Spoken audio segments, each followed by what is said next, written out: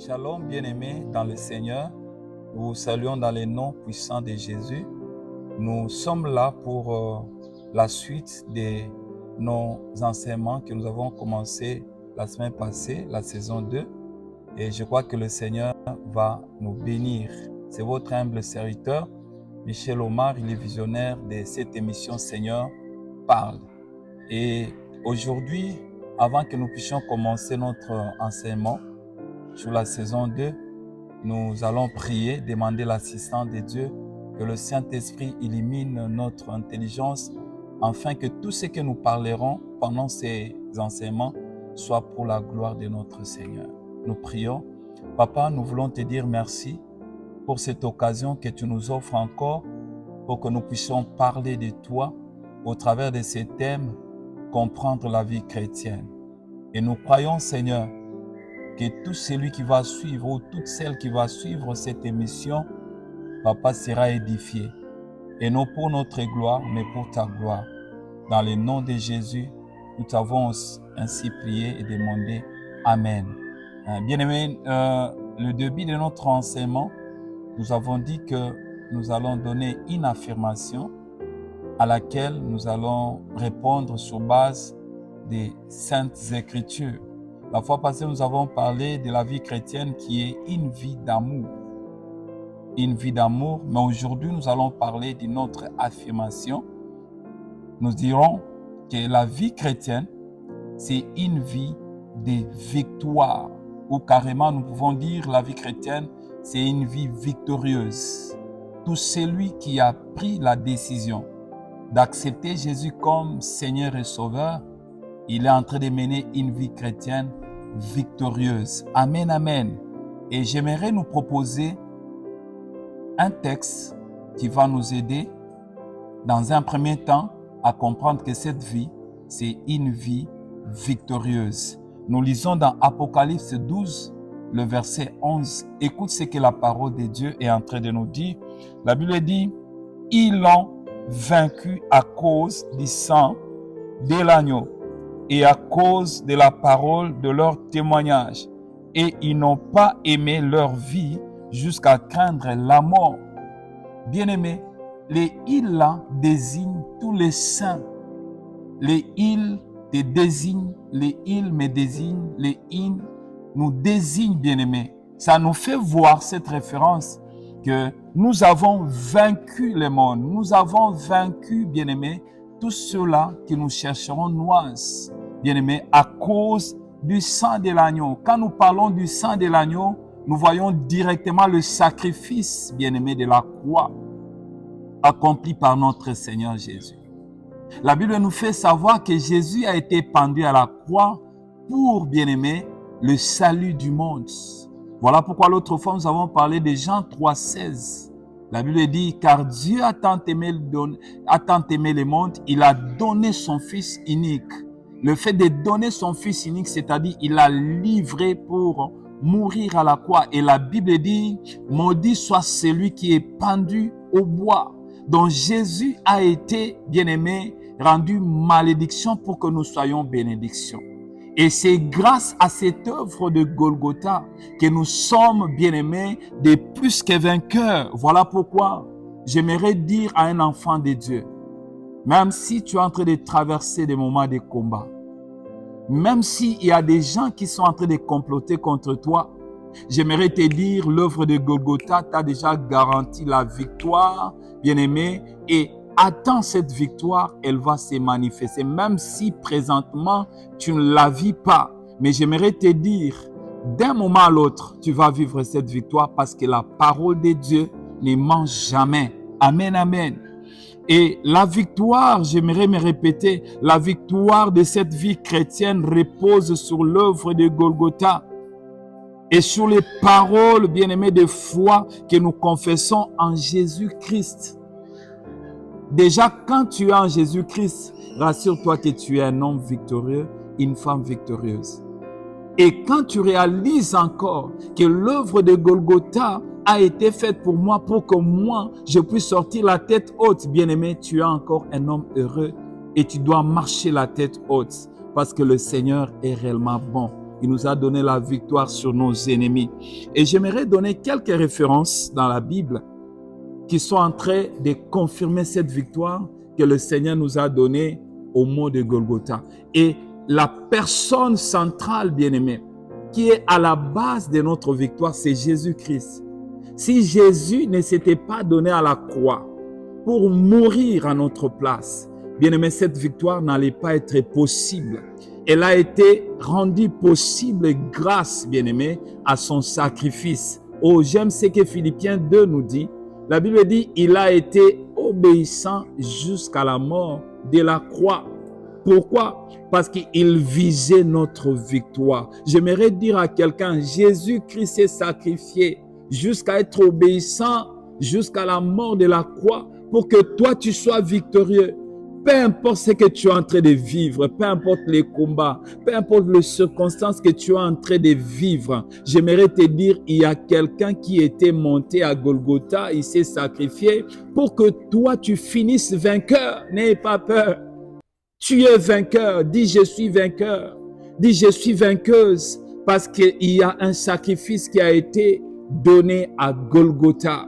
Et il a dit, Père, j'ai tout accompli. La première référence que j'aimerais nous donner, bien-aimés, nous la retrouvons dans Colossiens 2, le verset 13 à 15. Nous lisons cela.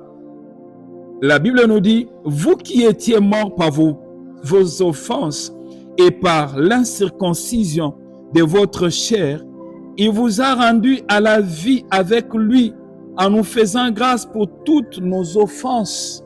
Le verset 14, il a effacé l'acte dont les ordonnances nous condamnaient et qui subsistait contre nous, et il l'a détruit en les clouant à la croix. Bien-aimés, il y a des actes qui ont été signés. Il y a des ordonnances qui ont été édictées contre toi dans le monde des ténèbres, dans ta famille. Il y a des sorciers qui s'élèvent contre ton travail. Il y a, bien-aimé, des sorciers qui s'élèvent contre ta progéniture. Ils ne veulent pas que tu puisses avoir des enfants. Il n'y a que des avortements sur avortements. Il n'y a que des combats dans ton travail. Il n'y a que toi, bien-aimé, qui reçois des demandes d'explication au travail. C'est parce que tu es combattu, bien-aimé, quelque part. J'aimerais te dire, bien-aimé, sur base de cette parole, la Bible dit, il a effacé l'acte dont les ordonnances t'ont condamné. Est-ce qu'il y a des sorciers de ta famille qui t'ont condamné?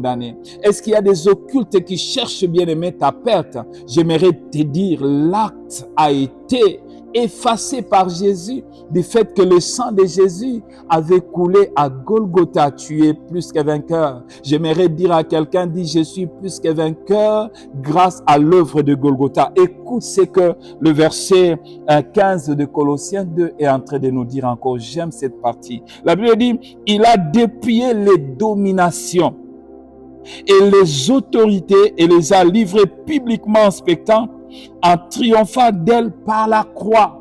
Bien-aimé, pour que tu sois vainqueur, il fallait que Jésus dépouille d'abord les dominations, les autorités, il les a livrées publiquement en spectacle pour leur dire, vous avez été vaincus par les mondes, par ceux-là qui ont donné leur vie à moi. Bien-aimé, n'aie pas peur. L'essentiel est que tu sois en Jésus. Jésus a déjà dépouillé, c'est-à-dire dans ton combat là, la victoire est déjà indifférée. La victoire a déjà été gagnée d'avance. N'aie pas peur. C'est juste la ruse de l'ennemi. C'est juste les mangungu de l'ennemi. Notre Seigneur avait déjà vaincu cet ennemi qui est en train de te déranger aujourd'hui dans tel problème, dans telle circonstance. Et j'aimerais que nous puissions lire aussi 1 Jean chapitre 2.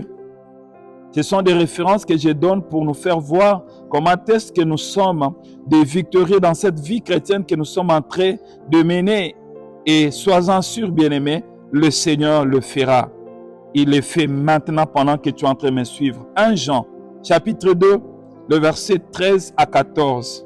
La Bible nous dit ceci. Je vous écris, Père, parce que vous avez connu celui qui est dès le commencement. Je vous écris, jeunes gens, parce que vous avez vaincu le malin. Je vous ai écrit, petits enfants, parce que vous avez connu le Père. Le fait pour vous de connaître le Père, le fait pour vous, bien-aimés, de connaître celui qui est dès le commencement, ça vous garantit la victoire. La Bible dit la victoire sur le malin, la victoire sur ton ennemi, la victoire sur celui qui veut ta destruction. Alléluia. J'aimerais que tu lises encore avec moi 1 Jean 4. 1 Jean 4, le verset 4. J'aime encore ça. La Bible dit dans 1 Jean 4, le verset 4, « Vous, petits enfants, vous êtes des dieux et vous les avez vaincus parce que celui qui est en vous est plus grand que celui qui est dans les mondes. » Bien-aimé, tu ne les as pas vaincus grâce à ta force. Tu ne les as pas vaincus grâce à ta famille, à ton rang social, à ton niveau, bien-aimé, d'études. Mais tu l'as vaincu parce qu'il y a quelqu'un qui est entré dans ta vie. Apocalypse 3, le verset 20. « Je frappe à ta porte. Si tu m'ouvres ta porte, j'entrerai, je souperai avec toi. » Celui-là, quand il est entré dans ton cœur, bien-aimé, c'est celui-là qui te garantit la victoire. Le jour où Jésus est entré dans ta vie, bien-aimé, la victoire a été totale. Voilà pourquoi il vous dit, petits enfants, vous êtes des dieux et vous les avez vaincus parce que celui qui est en vous est plus grand que celui qui est en train de te combattre. N'aie pas peur, quelle que soit leur multitude. Bien-aimé, avec Dieu, tu fais la majorité, tu écrases cette multitude. Et n'aie pas peur. Compte sur le Seigneur. Et nous aimerons lire encore, bien-aimés, Deutéronome 28. Deutéronome 28, le verset 7. La Bible nous dit ceci dans Deutéronome 28, le verset 7. La Bible nous dit ceci. « L'Éternel te donnera la victoire sur tes ennemis qui s'élèveront contre toi. » Donc, la victoire est certaine. Quand tes ennemis s'élèveront contre toi, le Seigneur fera quoi? Il va te donner la victoire certainement. Écoute ce qu'il dit. Ils sortiront contre toi par un seul chemin et ils s'enfuiront devant toi par 7 chemins. J'aimerais dire à quelqu'un, même s'ils sont en train de comploter contre toi dans les coulisses, le Seigneur va les surprendre pour qu'ils fuient au travers de plusieurs chemins.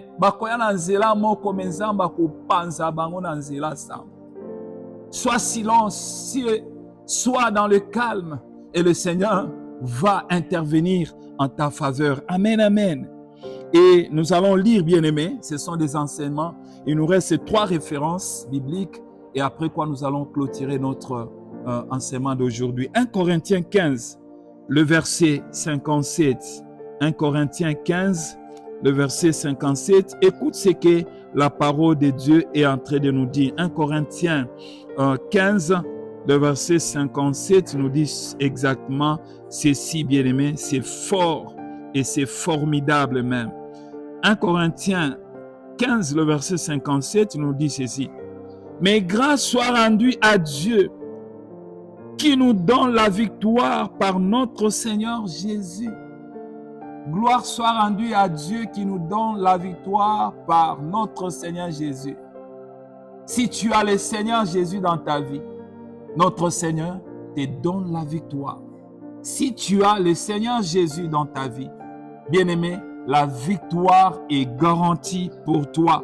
Peu importe le degré de ton combat, peu importe le niveau, bien-aimé, de la teneur de ton combat, le Seigneur te donne la victoire. Et nous allons lire l'avant-dernière référence de notre enseignement d'aujourd'hui, 1 Jean 5, le verset 4. 1 Jean 5, le verset 4 nous dit quoi exactement? 1 Jean 5, le verset 4. Et la Bible nous dit ceci. Parce que tout ce qui est né de Dieu triomphe du monde. Triompher là, c'est-à-dire avoir le dessus sur ceux-là qui veulent nous dominer. Au-dessus sur la chair, au-dessus de tous les combats de notre vie. Et la Bible dit, et la victoire qui triomphe du monde, c'est notre foi. Quand nous avons foi en Christ, bien-aimé, nous avons la capacité de triompher, bien-aimé, du monde. N'ayez pas peur. S'il y a un péché qui est collé à toi, parce que tu as cru au Seigneur, demande seulement la force, bien-aimé, au Saint-Esprit, et tu auras le dessus, bien-aimé, de ces problèmes qui sont en train de te déranger chaque jour.